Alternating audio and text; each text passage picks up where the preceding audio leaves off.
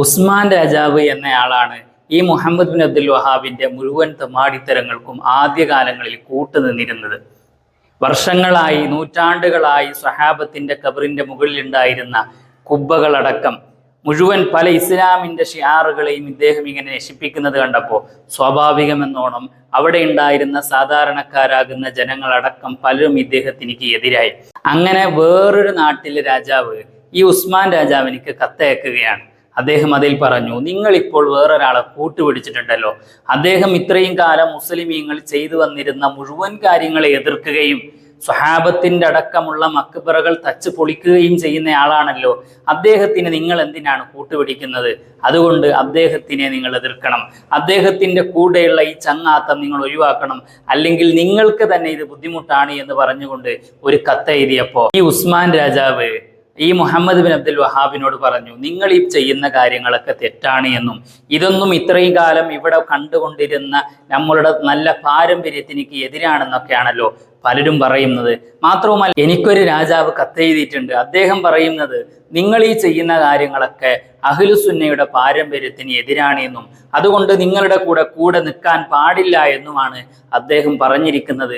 അതുകൊണ്ട് നിങ്ങൾ ഈ ചെയ്യുന്ന പ്രവർത്തനങ്ങളൊക്കെ ഒഴിവാക്കണമെന്ന് ഈ ഉസ്മാൻ രാജാവ് ഈ മുഹമ്മദ് ബിൻ അബ്ദുൽ വഹാബിനോട് പറഞ്ഞപ്പോൾ മുഹമ്മദ് ബിൻ അബ്ദുൽ വഹാബ് തിരിച്ചു പറയാണ്, നിങ്ങൾ പേടിക്കേണ്ടതില്ല. നിങ്ങൾ എൻ്റെ കൂടെ നിൽക്കുകയാണെങ്കിൽ, നന്നായി മനസ്സിലാക്കേണ്ട വിഷയമാണ്, നിങ്ങൾ എൻ്റെ കൂടെ നിൽക്കുകയാണ് എങ്കിൽ ആ രാജാവിൻ്റെ അടക്കമുള്ള ഭരണസ്ഥലം നിങ്ങളുടെ കയ്യിലെത്തും.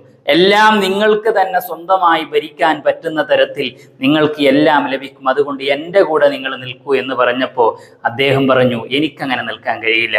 കാരണം ഇത്രയും കാലം നമ്മൾ ഓരോരുത്തരും ഇവിടെ ജീവിച്ചു പോകുന്ന ഒരു പാരമ്പര്യമുണ്ട്. ഞങ്ങളെല്ലാവരും സൗഹൃദത്തോടു കൂടി ജീവിച്ചു പോയിരുന്നിരുന്നു. നിങ്ങൾ വന്നതിന് ശേഷം ശത്രുത വെച്ചുകൊണ്ട് അങ്ങോട്ടും ഇങ്ങോട്ടും യുദ്ധം ചെയ്ത് എല്ലാം കയ്യിലാക്കണം എന്നുള്ള നിങ്ങളുടെ ഈ നിലപാടിനോട് എനിക്ക് യോജിച്ചു പോകാൻ കഴിയില്ല എന്ന് ഈ മുഹമ്മദ് ബിൻ അബ്ദുൽ വഹാബിനോട് മുഖത്തു നോക്കി ഉസ്മാൻ രാജാവ് പറയുകയാണ്. അങ്ങനെ ഉയൈന എന്ന് പറയുന്ന നാട്ടിൽ നിന്ന് ദറയ്യ എന്ന് പറയുന്ന വേറൊരു നാട്ടിലേക്ക് ഈ മുഹമ്മദ് ബിൻ അബ്ദുൽ വഹാബ് പോവുകയാണ്. അവിടെ ഉണ്ടായിരുന്ന ഒരു രാജാവുമായി അദ്ദേഹം കൂട്ടുകെട്ടിലാവുകയാണ്. അവിടെ നിന്നാണ് കഥ ആരംഭിക്കുന്നത്. ഇന്ന് ലോകത്ത് നടക്കുന്ന മുഴുവൻ തീവ്രവാദ പ്രവർത്തനങ്ങൾക്കും ചുക്കാൻ പിടിക്കുന്നത് മുഹമ്മദ് ബിൻ അബ്ദുൽ വഹാബാണ് എന്നതിനുള്ള ഏറ്റവും വലിയ തെളിവുകൾ ഇനിയാണ് ആരംഭിക്കുന്നത്. ഒരുപാട് പേരെ കൊന്നുകളയുന്ന, ഒരുപാട് പേർക്ക് മക്കളില്ലാതെയാക്കുന്ന, ഉപ്പയില്ലാതെയാക്കുന്ന, മാതാപിതാക്കളെയും മക്കളെയും കുടുംബത്തിനെയും വേർതിരിച്ച് കാണണമെന്ന് പഠിപ്പിക്കുന്ന തീവ്രവാദത്തിന്റെ പ്രവർത്തനങ്ങൾക്ക് തുടക്കം കുറിക്കുന്നു അദ്ദേഹം.